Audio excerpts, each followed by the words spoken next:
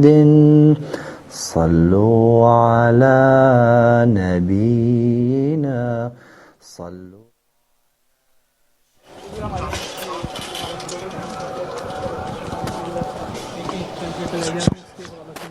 اور ان کی web site نہیں تیار کی ہے تو اس پہ ہم لانچ کرنا چاہتے تھے. آپ سے درخواست تھی کہ یہ ماؤس کو اس طرح لے کے جانا ہے, ایک دفعہ کلک کرنا ہے, ایک دفعہ کلک کرنا ہے, ٹھیک ہے. اس کے بعد ایک دفعہ اور دوبارہ حضور کلک کرنا ہے, ٹھیک ہے. ہاں جی, جزاک اللہ. یہ ہماری نئی ویب سائٹ. جزاک اللہ. دعا کی درخواست. السلام علیکم. خدا.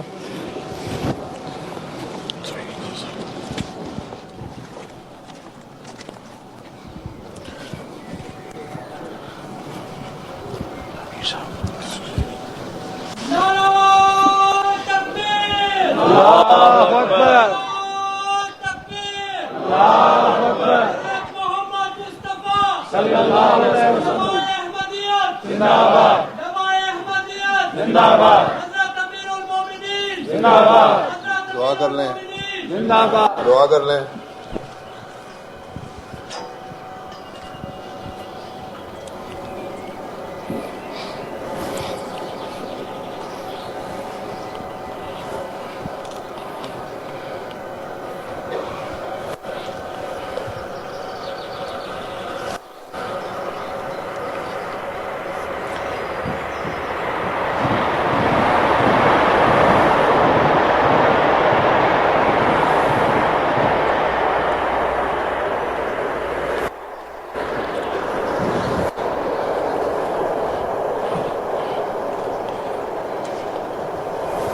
آمین.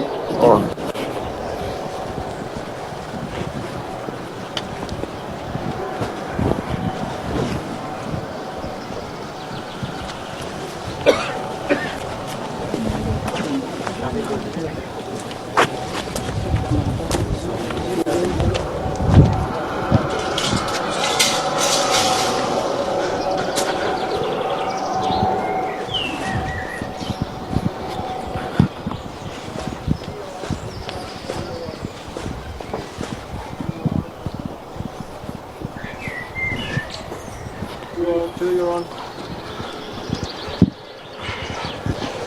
Steady, steady.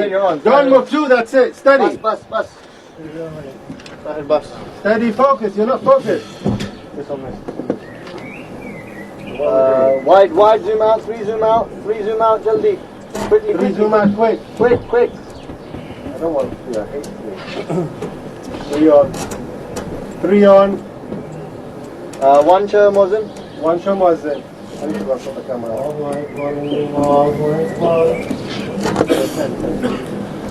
الله أكبر الله أكبر أشهد أن لا إله إلا الله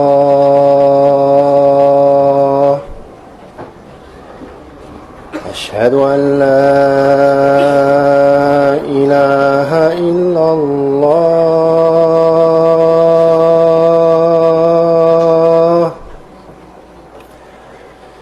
أشهد أن محمدا رسول الله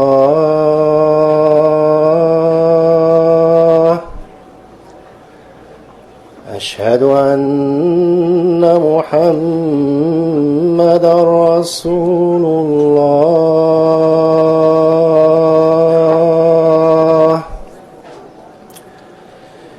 حي على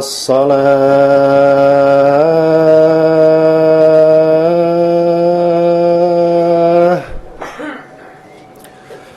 حي على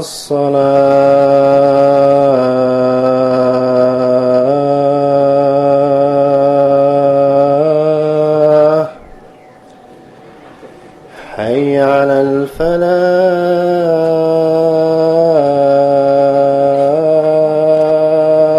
الفلاح حي على الفلاح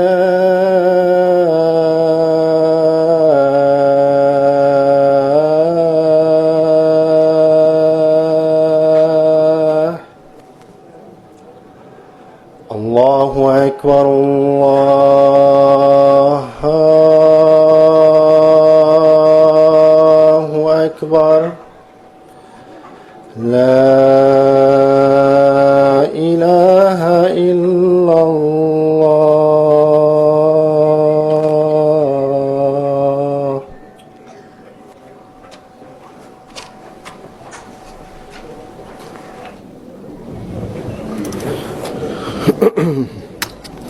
السلام علیکم ورحمۃ اللہ.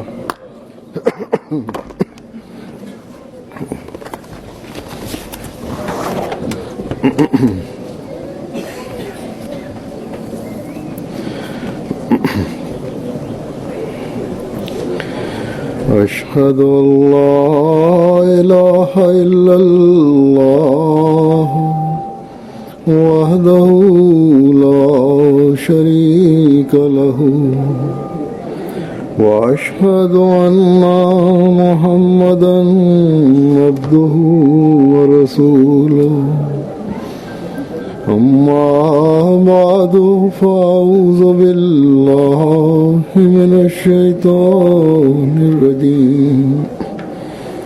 بسم الله الرحمن الرحيم. الحمد لله رب العالمين الرحمن الرحيم مالك يوم الدين. إياك نعبد وإياك نستعين. اهدنا الصراط المستقيم صراط الذين أنعمت عليهم غير المغضوب عليهم ولا الضالين.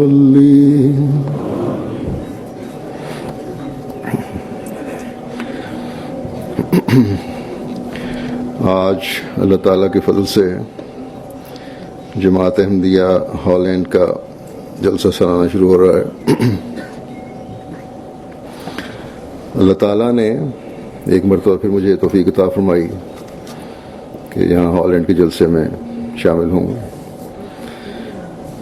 یہ جلسہ اصل پروگرام کے مطابق تو اگلے ہفتے ہونا تھا، لیکن پھر میری شمولیت کی خواہش کی وجہ سے میرے پروگرام کو دیکھتے ہوئے ہالینڈ کی جماعت نے ایک ہفتہ پہلے کا پروگرام بنا لیا اور بڑے مختصر نوٹس پر یہ پروگرام بنایا. بے شک ہالینڈ چھوٹا ملک ہے اور جماعت بھی چھوٹی ہے اور بڑی جلدی اطلاعیں بھی ہو سکتی ہیں، لیکن پھر بھی اس پروگرام میں تبدیلی آپ لوگوں نے بڑی خوش دلی سے کی اور بڑی آسانی سے کر دی. جگہ کا مسئلہ تھا، یہ جگہ کافی تنگ ہے، ہال جو کرائے پہ لیے ہوئے تھے وہ ان تاریخوں کو مل نہیں رہے تھے، لیکن بہرحال اچھا انتظام ہو گیا. لیکن بعض عملی دقتیں اور مسائل بھی پیدا ہوئے ہوں گے، یا ہو سکتا ہے کہ پیدا ہوں، جس میں آپ لوگوں کو کسی معمولی تکلیف سے گزرنا پڑے. تو اگر ایسی صورت ہو تو ان تکلیفوں کو برداشت کریں. اول تو مجھے امید ہے کہ ماشاءاللہ کام کرنے والے کارکنان ہر طرح آرام پہنچانے کی اپنی بھرپور کوشش کرتے ہیں، اور اب دنیا میں چاہے چھوٹی جماعتیں ہوں یا بڑی جماعتیں، اللہ تعالیٰ کے فضل سے جلسہ سالانہ اور بڑے اجتماعات کے تمام انتظامات سنبھالنے کے لیے ہر جگہ بے غرض اور بے نفس کارکنان کی ٹیمیں تیار ہو چکی ہیں جو خوشی سے مہمانوں کی ہر طرح خدمت کے لیے ہر وقت مستعد رہتے ہیں، اور جو مہمان حضرت مسیح موعود علیہ السلام کے ہوں، آپ کے جاری نظام کے بلانے پر آنے والے مہمان ہوں، ان کی خدمت تو خاص طور پر بڑے بے نفس ہو کر ہمارے کارکنان کرتے ہیں۔ اللہ تعالیٰ تمام کارکنان کو آئندہ بھی اور ہمیشہ اس بے نفس خدمت کی توفیق دیتا چلا جائے اور انہیں بہترین جزا دے۔ اور اگر کہیں کوئی کمیاں رہ گئی ہیں تو ان کی پردہ پوشی فرمائے، اور مہمانوں کو شاملین جلسہ کو بھی چاہیے کہ بجائے کمیوں اور کمزوریوں کو دیکھنے کے، جلسہ سالانہ میں شامل ہونے کے اصل مقصد اور جلسہ سالانہ کی غرض کو سامنے رکھیں، جو حضرت مسیح موعود علیہ السلام نے خود بیان فرمائی ہے، اور یہ غرض وہی ہے جو بیعت کی غرض ہے۔ بیعت کرنے کے بعد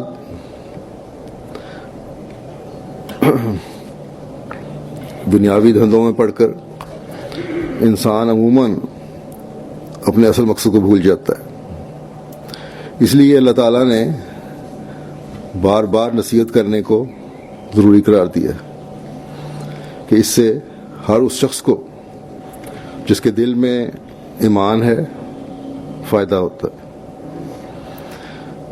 اللہ تعالیٰ فرماتا ہے فَإِنَّ الذِّكْرَىٰ تَنفَعُ الْمُؤْمِنِينَ، بس یقیناً نصیحت مومنوں کو فائدہ پہنچاتی ہے۔ بس یہ جلسہ بھی نصیحت کرنے یا دہانی کروانے کے لیے منعقد کیا جاتا ہے، یا یہ جلسے دنیا میں ہر جگہ منعقد کیے جاتے ہیں۔ یہ بتانے کے لیے منعقد کیے جاتے ہیں کہ اس زمانے کے امام کی بیعت میں آ کر پھر اپنے عہد کو یاد کرو، اپنے عہد بیعت کو یاد کرو۔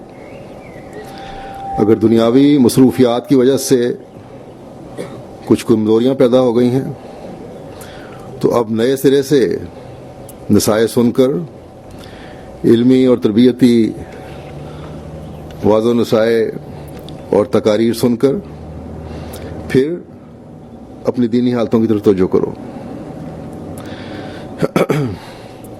اکٹھے مل بیٹھ کر ایک دوسرے کی نیکیاں جذب کرنے کی کوشش کرو اور برائیوں کو دور کرو۔ ہمیشہ یاد رکھیں کہ جلسے کے دوران اپنی ذاتی باتوں کی طرف توجہ نہ ہو، بلکہ تمام پروگرام جتنے بھی ہیں ان کو سننے کے دوران بھی اور ان کے بعد بھی زیادہ تر وقت دعاؤں اور ذکر الہی میں گزارنے کی کوشش ہونی چاہیے۔ یہ سوچ کر شامل ہونا چاہیے کہ ہم اس روحانی ماحول میں 2-3 دن گزار کر اپنے عہد بیعت کی تجدید کر رہے ہیں،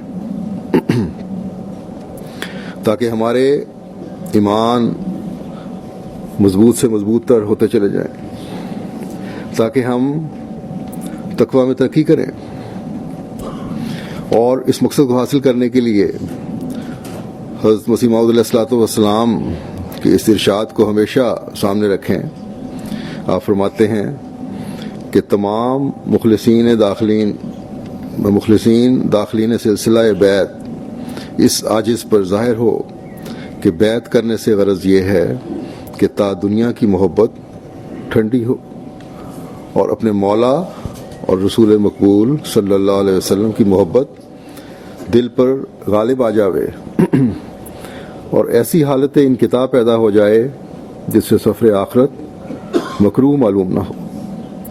بس ہم میں سے ہر ایک کو یہ یاد رکھنا چاہیے کہ یہ جلسہ ہمارے لیے اس معیار کے حاصل کرنے کا ذریعہ ہونا چاہیے۔ دین کو دنیا پر مقدم کرنے کی سوچ کو مزید سیکل کرنا چاہیے اس جلسے کو۔ اللہ تعالیٰ اور اس کے رسول کی محبت اس صورت میں سب محبتوں پر غالب آ سکتی ہے جب ہمیں یہ پتہ ہو کہ اللہ تعالیٰ ہم سے کیا چاہتا ہے، رسول ہم سے کیا چاہتا ہے، اور اس کا صرف یہی نہیں کہ ہمیں پتہ ہو، ہمارے علم میں ہو کہ اللہ تعالیٰ اور اس کا رسول ہم سے کیا چاہتے ہیں، بلکہ ان باتوں کو علم میں لا کر اس پر عمل کرنا بھی ضروری ہے، اور پھر اس کے حصول کے لیے بھرپور کوشش ہونی چاہیے، مستقل کوشش ہونی چاہیے۔ اور جب ان باتوں پر عمل ہوگا تو تبھی وہ حالت پیدا ہوگی جب انسان کو سفر آخرت مکروہ معلوم نہ ہو۔ ایک نہ ایک دن ہر انسان نے اس دنیا سے جانا ہے۔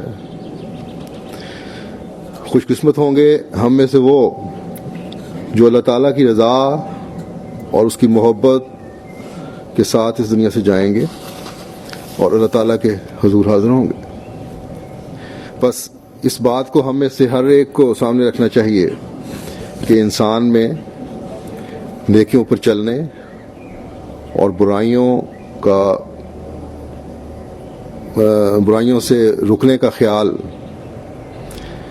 اس وقت ہی شدت سے پیدا ہوتا ہے جب اسے یقین ہو کہ میں نے ایک نہ ایک دن اللہ تعالیٰ کے حضور حاضر ہونا ہے، اور وہاں میں اپنے اعمال کے بارے میں پوچھا جاؤں گا۔ اللہ تعالیٰ قرآن کریم میں فرماتا ہے، یا ایھا الذین آمنوا اتقوا اللہ ولتنظر نفس ما قدمت لغد واتقوا اللہ ان اللہ خبیر بما تعملون، کہ اے لوگو جو ایمان لائے ہو اللہ کا تقوی اختیار کرو، اور چاہیے کہ ہر جان اس بات پر نظر رکھے کہ اس نے کل کے لیے آگے کیا بھیجا ہے، اور تم اللہ کا تقوی اختیار کرو۔ اللہ تعالیٰ جو کچھ تم کرتے ہو اس سے خوب باخبر ہے۔ بس اللہ تعالیٰ نے یہاں کھول کر بیان فرما دیا کہ تمہارا ایمان تب کامل ہوگا جب تم خالص اللہ تعالیٰ کے ہو جاؤ گے اور اس کا تقوی اختیار کرو گے، اور یہ تقوی اس وقت ایک حقیقی مومن کہلانے والے کو حاصل ہوتا ہے جب وہ یہ دیکھے کہ اس نے اگلے جہان کے لیے کیا بھیجا، اس حقیقی اور دائمی زندگی کے لیے کیا کوشش کی ہے۔ اس دنیا کے لیے تو انسان کوشش کرتا ہے، بڑے تردد سے ملازمتوں کی تلاش کرتا ہے، کاروبار کے لیے محنت کرتا ہے، جائیدادیں بنانے کے لیے محنت اور کوشش کرتا ہے، اپنے بچوں کو دنیاوی تعلیم کے لیے فکر مندی کے ساتھ کوشش کرتا ہے، اور بہت سے دنیاوی دھندوں کے لیے کوششیں ہو رہی ہوتی ہیں۔ ان دنیاوی کاموں کے لیے ایک شخص جو اس کو خدا تعالیٰ پر یقین ہو، اس کوشش کے ساتھ کچھ حد تک دعا بھی کرتا ہے یا دوسروں سے دعا کرواتا بھی ہے۔ مجھے روزانہ بے شمار خطوط ان دنیاوی مقاصد کے حصول کے لیے دعا کے لیے آتے ہیں۔ بعض ایسے بھی ہیں جو خود تو صرف دنیا داری کے کاموں میں پڑے رہتے ہیں، نمازیں بھی 5 پوری نہیں پڑھتے، اگر پڑھتے ہیں تو جلدی جلدی ٹکرے مار کر پڑھ لیتے ہیں، لیکن دعا کے لیے بڑی دردناک حالت بنا کر خط لکھ رہے ہوتے ہیں، اور وہ بھی دنیاوی چیزوں کے لیے۔ بہرحال اس بارے میں آگے میں ذکر کروں گا کہ دعاؤں کی کیا اہمیت ہے. تو یہاں میں یہ بیان کر رہا تھا کہ انسان دنیاوی کاموں کے لیے تو بہت کچھ کرتا ہے. یہ دعویٰ بھی ہے ایک احمدی کا کہ میں نے اس زمانے کے امام کو ماننا ہے جنہوں نے مجھے پھر اسلام کی خوبصورت تعلیم سے روشناس کروایا ہے. لیکن تقویٰ کا وہ معیار حاصل نہیں کرتا یا کرنے کی کوشش نہیں کرتا جو ایک احمدی مسلمان کا ہونا چاہیے. اللہ تعالیٰ نے یہ نہیں فرمایا کہ مرنے کے بعد تمہاری دنیاوی ترقیات کے بارے میں پوچھا جائے گا، بلکہ فرمایا کہ تقویٰ اختیار کرو اور یہ دیکھو کہ تم نے کل کے لیے، اس آئندہ کی زندگی کے لیے جو تمہارے مرنے کے بعد شروع ہونی ہے، جو ہمیشہ کی زندگی ہے، اس کے لیے تم نے کیا آگے بھیجا. اس دنیا کی کمائی، اس دنیا کے بینک بیلنس، اس دنیا کی جائیداد، اولاد اور عزیز رشتہ دار سب یہیں رہ جانے ہیں. ان کے بارے میں خدا تعالیٰ کچھ نہیں پوچھے گا. اللہ تعالیٰ پوچھے گا تو یہ کہ جن نیک اعمال کرنے کی میں نے تلقین کی تھی وہ تم نے کتنے کیے ہیں، اور جو بھی نیک عمل ہم نے کیے ہوں گے، جو بھی نیک عمل ہم نے خدا تعالیٰ کی رضا کے حصول کے لیے کیے ہوں گے، جو کام بھی تقویٰ پر چلتے ہوئے ہم نے کیا ہوگا، جس حد تک بھی حقوق اللہ اور حقوق العباد ادا کرنے کی ہم نے کوشش کی ہوگی، وہ اللہ تعالیٰ کے حضور موجود ہوں گے. بس اللہ تعالیٰ فرماتا ہے کہ مجھ تک تمہارے یہ اموال نہیں پہنچیں گے بلکہ تقویٰ پہنچتا ہے. اس لیے ہمیشہ اس بات کو سامنے رکھو کہ جو عمل بھی تم کر رہے ہو، چاہے وہ اللہ تعالیٰ کا حق ادا کرنے کی سوچ کے ساتھ ہو یا اللہ تعالیٰ کی مخلوق کا حق ادا کرنے کی سوچ کے ساتھ ہو،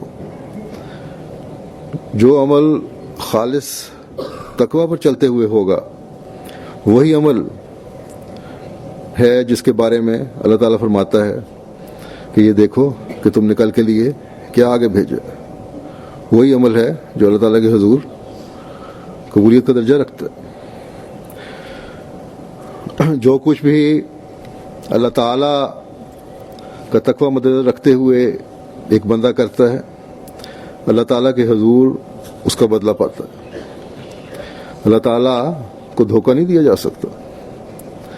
اللہ تعالیٰ ہمارے ہر عمل کی نیت اور ہر عمل سے باخبر ہے، اور وہ جانتا ہے کہ ہمارے عمل کیا ہیں اور ان اعمال کرنے کی ہماری نیت کیا ہے. اس لیے حضرت صلی اللہ علیہ وسلم نے فرمایا ہے کہ اعمال کا دار و مدار نیتوں پر ہے. بس ہمارا وہی عمل اللہ تعالیٰ کے ہاں مقبول ہے جس کے کرنے کی نیت نیک ہو اور اللہ تعالیٰ کا تقویٰ دل میں رکھتے ہوئے کیا گیا ہو. حقوق اللہ کی ادائیگی میں سب سے اہم چیز نماز ہے. اللہ تعالیٰ نے اپنے پر ایمان لانے کے بعد دوسری اہم شرط جو ہے وہ نماز کا قیام رکھی ہے. لیکن دوسری جگہ نماز پڑھنے والوں کو بڑی سخت تنبیہ بھی کی ہے، انذار بھی کیا ہے. فرماتا ہے فویل للمصلین، یہ میں نے نمازوں کے لیے، یہ نمازیوں کے لیے ہلاکت ہے. یعنی ان نمازیوں کے لیے جو نماز کا حق ادا نہیں کرتے، جو تقویٰ کے بغیر نمازیں پڑھنے والے لوگ ہیں.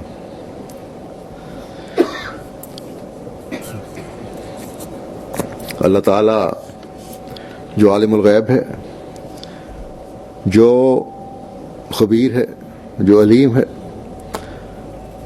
اسے ہر چھپی ہوئی بات کی بھی خبر ہے، اسے ہر بات کا بھی علم ہے، نیتوں کو بھی جانتا ہے، نمازیں پڑھنے کی کیفیت کو بھی جانتا ہے. وہ ایسی نمازیں الٹا دیتا ہے جو تقویٰ سے آ رہی ہوں. بس ہم میں سے ہر ایک کو بڑے خوف سے اپنی نمازوں کو ادائیگی کی کوشش کرنی چاہیے، کیونکہ نمازیں ہماری زندگی کا مقصد خدا تعالیٰ نے قرار دی ہیں، اور جو مقصد ہو اس کے حصول کے لیے کوشش بھی بہت کرنی پڑتی ہے۔ اللہ تعالیٰ فرماتا ہے کہ وما خلقت الجن والانس الا لیعبدون، کہ اور میں نے جنوں اور انسانوں کو صرف عبادت کے لیے پیدا کیا۔ اور پھر آن حضرت صلی اللہ علیہ وسلم فرماتے ہیں کہ نماز عبادت کا مغز ہے۔ جیسا کہ میں نے ذکر کیا کہ دنیا دار دنیا کمانے کے لیے کتنے ہاتھ پیر مارتا ہے، کتنی محنت کرتا ہے، کتنی تکلیفیں برداشت کرتا ہے، اتنی فکر کرتا ہے کہ اپنی صحت برباد کر لیتا ہے۔ دنیاوی مال کا، جائیداد کا نقصان ہو جائے تو دل کے دورے پڑنے لگ جاتے ہیں بعض لوگوں کو۔ بعض لوگ خاطر خواہ نتائج نہ دیکھ کر اس طرح ڈپریشن میں چلے جاتے ہیں کہ ساری عمر کا روگ لگ جاتا ہے ان کو، صرف اس دنیا کی زندگی کے لیے یہ سب کچھ ہو رہا ہوتا ہے۔ جو اگر دیکھیں تو ایک فعال زندگی، ایک ایکٹیو زندگی، عمر جو ہے انسان کی زیادہ سے زیادہ 60-70 سال تک کی ہوتی ہے۔ اس کے بعد کی زندگی عموماً فعال نہیں ہوتی، پھر عموماً بچوں کے یا دوسروں کے رحم و کرم پر انسان پڑا ہوتا ہے۔ یہاں بھی دیکھیں، یہاں تو بچے بھی نہیں سنبھالتے، ان ملکوں میں اکثر لوگ اولڈ پیپل ہاؤس میں چلے جاتے ہیں، وہاں بھیج دیے جاتے ہیں، ہفتے کے بعد بچے ملاتے ہیں اور سمجھتے ہیں بڑا احسان کر لیا ہم نے۔ اس وقت کوئی نہیں پوچھتا، وہاں نرسوں کے رحم و کرم پر ہوتے ہیں سب۔ تو اس عمر کو پہنچ کر جن کو خدا تعالیٰ کی ذات پر یقین ہوتا ہے، خدا تعالیٰ کی یاد بھی پھر آ جاتی ہے۔ اس وقت بعض کو اخروی زندگی کی فکر بھی پیدا ہو جاتی ہے، انجام بخیر ہونے کے لیے دعائیں بھی کرتے ہیں اور کرواتے بھی ہیں۔ لیکن حقیقی مومن وہ ہے جو اس عمر کو پہنچنے سے بہت پہلے اپنے انجام بخیر ہونے کی فکر کرے اور اپنی زندگی کے اصل اور بنیادی مقصد کو حاصل کرنے کے لیے کوشش کرے، اپنی عبادت کا حق ادا کرے، دنیا کی دلچسپیاں، دنیا کی رنگینیاں اسے عبادت سے غافل کرنے والی نہ ہوں، نمازوں سے غافل کرنے والی نہ ہوں۔ یہ بھی اللہ تعالیٰ کا احمدی گھرانوں پر احسان ہے کہ عموماً خاوند یا بیوی میں سے ایک اگر عبادت کا حق ادا کرنے والا نہیں تو دوسرا توجہ دلانے کی کوشش کرتا ہے۔ کئی لوگ ملاقاتوں میں بھی اور خطوط کے ذریعے بھی مجھے کہتے ہیں کہ ہمارے خاوند یا بیوی کے لیے دعا کریں، انہیں نمازوں کی طرف توجہ نہیں ہے۔ یہ توجہ پیدا ہو جائے۔ عموماً عورتیں زیادہ کہتی ہیں، جہاں یہ بات اس لحاظ سے خوشکن بھی ہے کہ عورتوں کو نمازوں کی طرف توجہ زیادہ ہے اور امید کی جاتی ہے ان کی اس توجہ کی وجہ سے بچوں کی توجہ بھی رہے گی اور صحیح تربیت کر سکیں گی، وہاں یہ امر قابل فکر بھی ہے کہ مرد جو قوام بنایا گیا ہے، جو گھر کا نگران بنایا گیا ہے، وہ نمازوں میں سست ہے۔ وہ گھر کے سربراہ جس کی ذمہ داری ہے کہ وہ گھر والوں کے لیے نمونہ بنے، بلکہ نمونہ بننا ضروری قرار دیا گیا ہے، وہ اگر اس مقصد کو حاصل کرنے کی کوشش نہیں کر رہا جو اس کی زندگی کا مقصد ہے، تو اولاد کیا نمونہ لے گی؟ اور عملاً یہ ہوتا بھی ہے کہ بڑے بچے لڑکے جب جوان ہوتے ہیں، جوانی میں قدم رکھتے ہیں، تو باپ اگر نمازیں نہیں پڑھ رہا ہوتا تو کہہ دیتے ہیں کہ ہم کیوں پڑھیں، ماں کی توجہ دلانے کے باوجود۔ نماز جو عبادت کا مغز ہے، اس کا حق ادا کرنے کا طریق تو یہ ہونا چاہیے تھا کہ اگر مسجد یا نماز سینٹر گھر سے دور ہے تو گھروں میں نماز باجماعت ادا کی جائے، تاکہ نمازوں کی برکات سے گھر بھر جائیں اور اللہ تعالیٰ کے فضل گھروں پر نازل ہوں۔ مردوں کو خاص طور پر قیام نماز کا حکم ہے، اور قیام نماز کا مطلب ہی یہ ہے کہ سوائے اشد مجبوری کے نمازیں باجماعت ادا کی جائیں۔ بس یہاں جلسہ کے دنوں میں جو 3 دن ہیں جن میں ہماری روحانی، علمی، اخلاقی ترقی کے لیے پروگرام ترتیب دیے گئے ہیں، اس میں اکثر لوگ تہجد کی طرف بھی توجہ کرتے ہیں اور فرض نمازیں بھی باجماعت ادا کرتے ہیں۔ اس کو اپنی زندگیوں کا مستقل حصہ بنانے کا عہد کریں، تبھی تقویٰ کے سب سے اہم پہلو پر چلنے والے کہلا سکیں گے، اور تبھی جلسے کے انعقاد کے مقصد کو حاصل کرنے والے بن سکیں گے۔ جلسے کے انعقاد کا اعلان کرتے ہوئے حضرت مسیح موعود علیہ الصلوۃ والسلام نے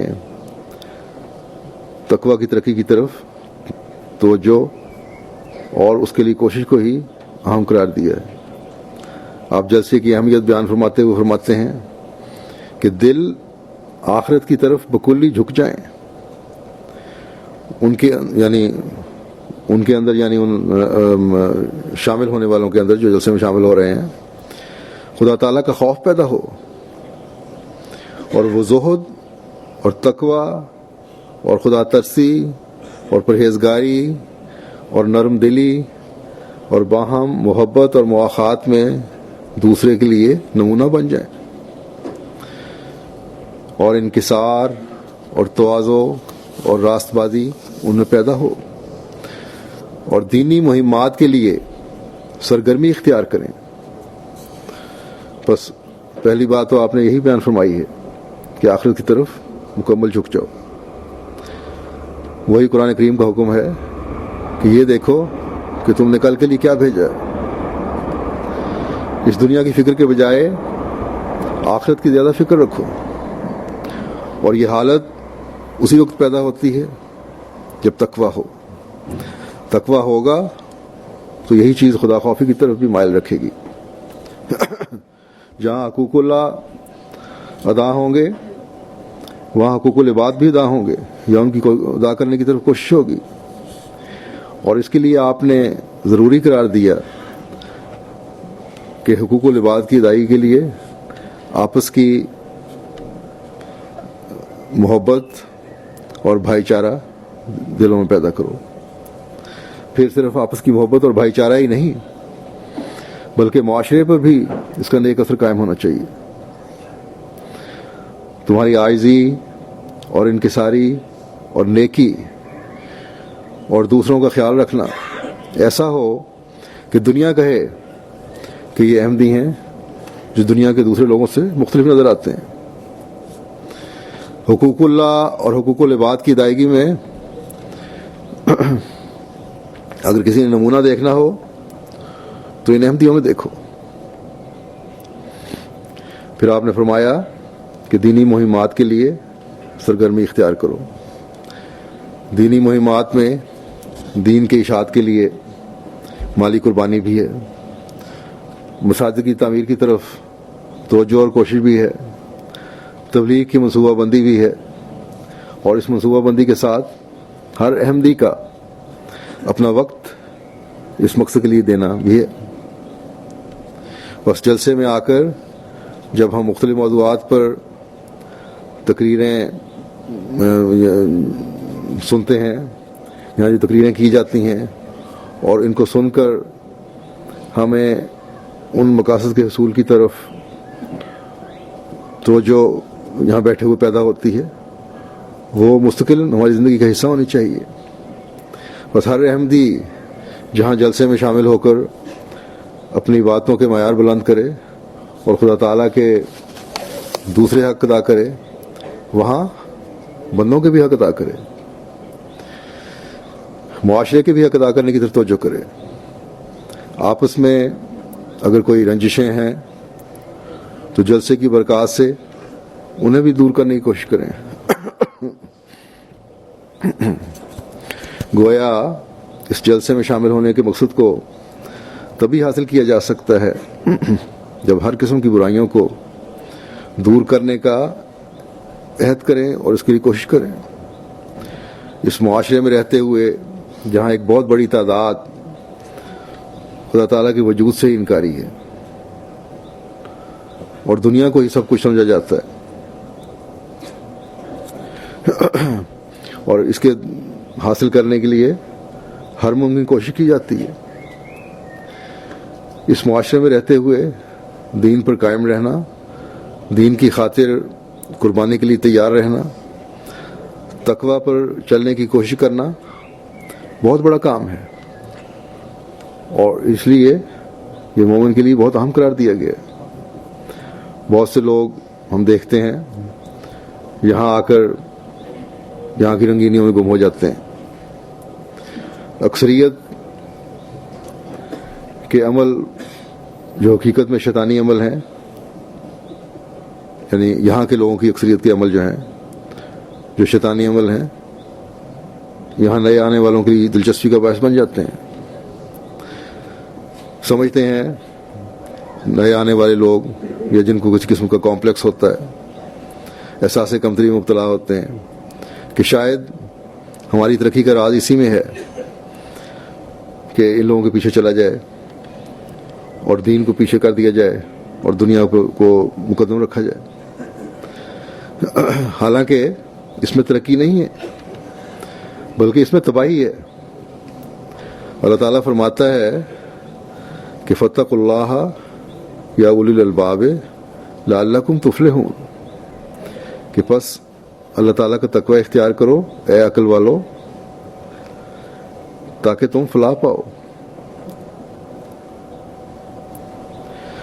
اب یہاں کامیابی اللہ تعالیٰ نے کامیاب اللہ تعالیٰ نے انہیں قرار دیا ہے جو تقوی اختیار کرتے ہیں، بلکہ عقل والے بھی یہی لوگ ہیں جنہوں نے عارضی خواہشات کو سب کچھ نہیں سمجھا، اس دنیا کی خواہشات کو نہیں سمجھا اور ان کو سمجھ کر اپنی ہمیشہ کی زندگی کو برباد نہیں کر لیا. ایسے لوگ عقل والے ہیں جو دین کو دنیا پر مقدم کرنے والے ہیں، جنہوں نے اس دنیا کی زندگی کو سب کچھ سمجھ لیا، انہوں نے تو اپنی ہمیشہ کی زندگی کو برباد کر لیا. اور جو ہمیشہ کی زندگی کو برباد کرنے والا ہو اسے عقل مند تو نہیں کہا جا سکتا. عقل مند وہی کہلاتا ہے جو چھوٹی چیز کو بڑی چیز کے لیے قربان کرتا ہے. بس اللہ تعالیٰ کی رضا کے حصول کے لیے دنیا کو قربان کرنا یہی عقل مندی ہے. بس انسان کو ایک صحیح مومن کو، ایک حقیقی مومن کو اسے ہی اپنی زندگی کا مقصد بنانا چاہیے. اور یہ مقصد کس طرح حاصل کیا جا سکتا ہے؟ اللہ تعالیٰ فرماتا ہے کہ وَهَذَا كِتَابٌ أَنزَلْنَاهُ مُبَارَكٌ فَاتَّبِعُوهُ وَاتَّقُوا لَعَلَّكُمْ تُرْحَمُونَ. اور یہ کتاب یعنی قرآن کریم ایسی کتاب ہے جسے ہم نے اتارا ہے، یہ برکت والی ہے، بس اس کی پیروی کرو اور تقوی اختیار کرو تاکہ تم پر رحم کیا جائے. بس اگر ہم نے اللہ تعالیٰ کے فضلوں کا وارث بننا ہے تو قرآن کریم کے احکامات کی پیروی کرنی ہوگی جس کی اللہ تعالیٰ نے ہمیں تلقین فرمائی ہے. اور یہ پیروی ہی تقوی کے راستوں کی نشاندہی کرتی ہے. اور اس کے نتیجے میں اللہ تعالیٰ فرماتا ہے تم پر اللہ تعالیٰ رحم فرماتا رہے گا. یہ رحم ختم نہیں ہو جاتا بلکہ فرماتا چلا جائے گا، کیونکہ یہاں برکہ جو مبارکن جو لکھا ہوا ہے، برکہ کا مطلب یہ ہے کہ ہر اچھی چیز جو نہ صرف یہ کہ خدا تعالیٰ کی طرف سے ملتی ہے بلکہ اس میں ہر آن اور ہر لمحہ اضافہ ہوتا چلا جاتا ہے. یہ اللہ تعالیٰ کا رحم ہے کہ اگر اس کی رضا حاصل کرنے کے لیے انسان ایک نیکی کرتا ہے، اس کی رحمانیت ہی ہے نا. تو اللہ تعالیٰ فرماتا ہے میں اسے 10 گنا کر دیتا ہوں، بلکہ 700 گنا تک بڑھا دیتا ہوں. اور یہیں پر بس نہیں ہے، بلکہ فرمایا کہ میں اس سے بھی زیادہ بڑھا سکتا ہوں اور بڑھا دیتا ہوں. بس تقویٰ پر چلنے والا جو ہے وہ دیکھیں کیسے کیسے پھل کھا رہا ہے، اور پھر ایک عمل کے کئی گنا کر کے کھا رہا ہے، بے حد و حساب کھا رہا ہے. بس ہم میں سے ہر ایک کو کوشش کرنی چاہیے کہ قرآن کریم کے احکامات کی پیروی کی کوشش کریں، تبھی حقیقی تقویٰ پر چلنے والے ہم کہلا سکتے ہیں. حضرت مسیح موعود علیہ الصلوۃ والسلام تقویٰ کی وضاحت بیان فرماتے ہوئے ایک جگہ فرماتے ہیں کہ انسان کی تمام روحانی خوبصورتی تقویٰ کی تمام باریک راہوں پر قدم مارنا ہے. تقویٰ کی باریک راہیں روحانی خوبصورتی کے لطیف نقوش اور خوشنما خط و خال ہیں، اور ظاہر ہے کہ خدا تعالیٰ کی ایمانتوں اور ایمانی عہدوں کی حد الوسع رعایت کرنا، اور سر سے پیر تک جتنے قوا اور اعضاء ہیں جن میں ظاہری طور پر آنکھیں اور کان اور ہاتھ اور پیر اور دوسرے اعضاء ہیں، اور باطنی طور پر دل اور دوسری قوتیں اور اخلاق ہیں، ان کو جہاں تک طاقت ہو ٹھیک ٹھیک محل ضرورت پر استعمال کرنا اور ناجائز مواضع سے روکنا اور ان کے پوشیدہ حملوں سے متنبع رہنا. یہ ہے اللہ تعالیٰ کے حق کی ادائیگی. جو اللہ تعالیٰ ایمانتیں اللہ تعالیٰ نے دی ہیں، عہد جو اللہ تعالیٰ سے کیے ہیں، ان کو ہر وقت پورا کرنے کی کوشش کرنا، تمام اعضاء سے ان کی ادائیگی کرنا. ہاتھ ہے تو وہ کام کرے جسے کرنے کا اللہ تعالیٰ نے حکم دیا ہے، تمام برے کاموں سے بچنا. پاؤں ہیں تو ان نیکیوں کی طرف جانے والے ہوں جن کا اللہ تعالیٰ نے کرنے کا حکم دیا ہے. ہر قدم، حدیث میں آیا نا، ہر قدم جو مسجد کی طرف اٹھتا ہے اس کا ثواب دیا جاتا ہے. بس ہر قدم جو دنیا کے دھندوں کو چھوڑ کے مسجد کی طرف جاتا ہے نماز پڑھنے کے لیے، وہ اللہ تعالیٰ کا حق ادا کرنے والا ہے. اسی طرح چھپی ہوئی جتنی صلاحیتیں ہیں انسان کے اندر، ان کا بھی حق ادا کرنا، اللہ تعالیٰ کی خاطر ان کو استعمال کرنا. اور پھر شیطان جو حملے کرتا ہے ان سے ہی بچنے کی کوشش کرنا. ان کو فرمایا کہ پوشیدہ حملوں سے متنبع رہنا، ان سے ہوشیار رہنا کہ شیطان کس طرح کے حملے کر سکتا ہے. اور پھر فرمایا کہ اس کے مقابل پر حقوق عباد کا بھی لحاظ رکھنا. یہ تو اللہ تعالیٰ کے حقوق ہو گئے، پھر بندوں کے جو حقوق ہیں ان کا بھی لحاظ رکھنا ضروری ہے. اور یہ وہ طریق ہے کہ انسان کی تمام روحانی خوبصورتی اس سے وابستہ ہے. اور خدا تعالیٰ نے قرآن شریف میں تقویٰ کو لباس کے نام سے موسوم کیا ہے. چنانچہ لباس التقویٰ قرآن شریف کا لفظ ہے. یہ اس بات کی طرف اشارہ ہے کہ روحانی خوبصورتی اور روحانی زینت تقویٰ سے ہی پیدا ہوتی ہے. اور تقویٰ یہ ہے کہ انسان خدا کی تمام ایمانتوں اور ایمانی عہدوں اور ایسا ہی مخلوق کی تمام ایمانتوں اور عہد کی حد الوسع رعایت رکھے، یعنی ان کو دقیق در دقیق پہلوؤں پر تاب مقدور کار بند ہو جائے. یعنی حقوق اللہ اور حقوق العباد کی تمام ذمہ داریاں جو باریک سے باریک ہیں ان کو بھی پورا کرنے کی کوشش کرے. کاروباری لوگ ہیں، زندگی کے روزمرہ کے معاملات ہیں، وہاں جو وعدے وعید ہوتے ہیں، جو بھی عہد کیے جاتے ہیں، جو بھی معاہدے کیے جاتے ہیں، ان کو پورا کرنا ہے. اپنے کام ہے تو اس کو انصاف سے ادا کرنا.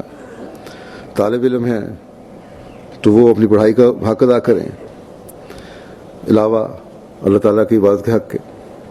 تو ہر قسم کے حقوق کی ادائیگی جو ہے وہی تقویٰ پر چلنے والی کہلا سکتی ہے. پھر آپ ایک اور جگہ فرماتے ہیں متقی بننے کے واسطے یہ ضروری ہے کہ بعد اس کے کہ موٹی موٹی باتوں جیسے زنا، چوری، تلف حقوق، ریا، عجب، حقارت، بخل کہ ترک کرنے میں پکا ہو تو اخلاق رذیلہ سے پرہیز کرے. یہ بڑی بڑی باتیں جو ہیں چوری زنا وغیرہ ان سے تو بچتا ہے انسان. پھر یہ بڑی باتیں بھی ہیں بناوٹ جو ہے, کنجوسی جو ہے, تکبر جو ہے, دکھاوا جو ہے, یہ سب چیزیں جو ہیں ان کو چھوڑنا ہے انسان نے. اور پھر جو گھٹیا قسم کے اخلاق ہیں ان سے بھی بچنا ہے. اور پھر یہی صرف بچنا نہیں ہے بلکہ اس کے مقابلے پر اخلاق فاضلہ میں ترقی کرے. جو اچھے اخلاق ہیں ان میں ترقی کرو. لوگوں سے اچھے اخلاق کیا ہیں کہ لوگوں سے مروت, خوش خلقی, ہمدردی سے پیش آؤ. خدا تعالیٰ کے ساتھ سچی وفا اور صدق دکھلاوے. خدمات کے مقام محمود تلاش کرے, یعنی اللہ تعالیٰ کے حق ادا کرنے کے لیے, دین کی خدمت کے لیے بھی وہ کوشش کرے جو انتہائی اونچے مقام ہوتے ہیں, جہاں جو تعریف کے قابل ہوں. ان باتوں سے انسان متقی کہلاتا ہے. اور جو لوگ ان باتوں کے جامع ہوتے ہیں, یعنی ان میں وہ موجود ہوتی ہیں سب, وہی اصل متقی ہوتے ہیں. یعنی اگر ایک ایک خلق فردن فردن کسی میں ہو تو اسے متقی نہیں کہیں گے. بہت سارے اخلاق ہیں, بہت ساری نیکیاں ہیں, بہت سارے اعمال صالح ہیں. اگر ایک ایک دو دو تین تین اگر کسی میں ہیں تو وہ کامل متقی نہیں کہلا سکتا. فرمایا کہ متقی وہی ہوگا جس میں یہ سب اخلاق موجود ہوں, کہ گھٹیا قسم کے جو باتیں ہیں ان کو ختم کیا جائے اور اعلیٰ قسم کے اخلاق جو ہیں ان کو اختیار کیا جائے, اور ہر خلق جو ہے اس کو اپنایا جائے, تبھی اسی کو متقی کہیں گے. اگر ایک ایک فرمایا کہ اگر فردن فردن کسی میں کچھ اخلاق ہیں اس کو متقی نہیں کہیں گے جب تک بحیثیت مجموعی اخلاق فاضلہ اس میں نہ ہوں. اور ایسے ہی شخصوں کے لیے لا خوف علیہم ولا هم یحزنون ہے. اور اس کے بعد ان کو چاہیے کہ اللہ تعالیٰ ایسوں کا متولی ہو جاتا ہے. یعنی جب ایسا انسان پہنچ جاتا ہے تو اس کو کوئی خوف نہیں رہتا اور نہ غمگین ہوتا ہے وہ. اللہ تعالیٰ پھر ان کے ساتھ ہو جاتا ہے, جیسا کہ فرماتا ہے واہ یتولی الصالحین. حدیث شریف میں آیا ہے کہ اللہ تعالیٰ ان کے ہاتھ ہو جاتا ہے جس سے وہ پکڑتے ہیں, ان کی آنکھ ہو جاتا ہے جس سے وہ دیکھتے ہیں, ان کے کان ہو جاتا ہے جس سے وہ سنتے ہیں, ان کے پاؤں ہو جاتا ہے جس سے وہ چلتے ہیں. ایک اور حدیث میں یہ ہے کہ جو میرے ولی کی دشمنی کرتا ہے میں اس سے کہتا ہوں کہ میرے مقابلہ کے لیے تیار ہو. ایک جگہ فرمایا ہے کہ جب کوئی خدا کے ولی پر حملہ کرتا ہے تو خدا تعالیٰ اس پر ایسے چپٹ کراتا ہے جیسے ایک شیرنی سے کوئی اس کا بچہ چھینے, تو وہ غضب سے جھپٹتی ہے. بس یہ ہے تقویٰ کا مقام جس کو ہمیں حاصل کرنے کی کوشش کرنی چاہیے. پھر جیسا کہ حضرت مسیح علیہ الصلوۃ والسلام کے پہلے اقتباس میں جس میں جلسے کی غرض لکھی تھی انہوں نے پڑھا تھا, آپ نے توجہ دلائی ہے کہ جلسے میں آ کر اپنی دینی مہمات کی طرف بھی توجہ کرو. ہمیں ہمیشہ یاد رکھنا چاہیے, جیسا کہ مختصر سے پہلے میں ذکر کر چکا ہوں, کہ یہ دینی مہمات دین کی تبلیغ اور اس کے لیے قربانیاں دینا ہے. آپ میں سے اکثریت وہ ہے جو پاکستان سے ہجرت کر کے یہاں اس لیے آئے ہیں کہ آپ کو پاکستان میں دین کی اشاعت اور تبلیغ کا کام تو ایک طرف رہا, دین پر عمل کرنے کی بھی اجازت نہیں. نماز ہم وہاں سر عام کھلے طور پر پڑھ نہیں سکتے, کلمہ لکھنے سے ہمیں روکا جاتا ہے. آئے روز ہماری مساجد سے کلمہ مٹانے کے لیے حکومتی کارندے اور پولیس والے مولویوں کے کہنے پر آ جاتے ہیں, اور اب تو بڑے شہروں میں بھی بڑی مساجد کی طرف بھی ان کی نظر ہے. تو بہرحال دین کے معاملے میں احمدیوں پر تنگیاں وارد کی جا رہی ہیں, اس لیے آپ میں سے اکثریت یہاں آئی ہے. گزشتہ کچھ عرصے میں دنوں میں تھائی لینڈ سے بھی کافی پاکستانی فیملیاں یہاں آئی ہیں. جو پاکستانی وہاں پھنسے ہوئے تھے ان کے کیس وہاں پاس کیے گئے UNO کے ذریعے سے, اور وہ یہاں بھیج دیے گئے. بعض جو آنے والے ہیں ان میں سے براہ راست پاکستان میں تنگیوں سے گزر رہے تھے، بعض ماحول کی وجہ سے پریشان تھے. بہرحال یہاں آپ آئے ہیں اور آزاد ہیں. اس لیے ایک تو پاکستانی احمدی بھائیوں کے لیے باہر رہنے والے احمدیوں کو بہت دعائیں کرنی چاہیے کہ اللہ تعالیٰ جلد ان کے بھی دن پھیرے اور انہیں مذہبی آزادی حاصل ہو. دوسرے جو بہت بڑی ذمہ داری پاکستان سے باہر رہنے والے احمدیوں پہ پڑتی ہے، جیسا کہ حضرت مسیح موعود علیہ السلام نے فرمایا کہ دینی مہمات کے لیے آگے آئیں. ہالینڈ ایک چھوٹا سا ملک ہے، یہاں کے ایک سیاستدان نے اسلام کو بدنام کرنے کی بڑی کوشش کی. یہاں اگر احمدی ایک مہم کی صورت میں مستقل مزاجی سے تبلیغ کے کام کو وسعت دیتے تو بہت حد تک اسلام کے بارے میں منفی رویے کو زائل کر سکتے تھے، بلکہ اسلام کی خوبیاں اجاگر کرنے کا موقع بھی مل سکتا تھا. حضرت مسیح موعود علیہ السلام کی بعثت کا ایک مقصد، بلکہ بہت بڑا مقصد، اس ہدایت اور شریعت کی اشاعت کا ہے جو آن حضرت صلی اللہ علیہ وسلم لے کر آئے تھے اور جو قرآن کریم کی صورت میں ہمارے پاس محفوظ ہے. اس پیغام کو دنیا تک پہنچانے کا کام بھی ہمارا ہے. اس بارے میں بھی بھرپور کوشش ہونی چاہیے. یہاں آپ اللہ تعالیٰ کے فضل سے مختلف قوموں کے لوگ آباد ہیں اور ان میں احمدی بھی ہیں. ان قوموں میں تبلیغی سرگرمیوں کو تیز کرنے کی ضرورت ہے. اللہ تعالیٰ کے فضل سے جہاں بھی دنیا میں جماعتوں نے اسلامیت کو سمجھا ہے اور حضرت مسیح موعود علیہ السلام کا سلطان نصیر بنتے ہوئے، خلافت کا دست و بازو بنتے ہوئے تبلیغ کے کام کو وسعت دی ہے، وہاں اللہ تعالیٰ کے فضل سے جہاں جماعت کا تعارف وسیع ہو رہا ہے وہاں سعید فطرت لوگوں کو بھی جماعت کی طرف توجہ پیدا ہو رہی ہے اور بڑی کثرت سے ہو رہی ہے. بعض لوگ کہہ دیتے ہیں کہ یہاں کی اکثریت کو دین سے دلچسپی نہیں ہے، تو یہ تو یورپ میں اکثر ملکوں میں یہی حال ہے، بلکہ مغربی ممالک میں یہی حال ہے، اور بلکہ کہنا چاہیے کہ تمام عیسائی دنیا میں یہی حال ہے. اور یہی نہیں بلکہ مسلمانوں کو بھی نام نہاد مسلمان ہیں، مذہب دلچسپی کوئی نہیں ہے.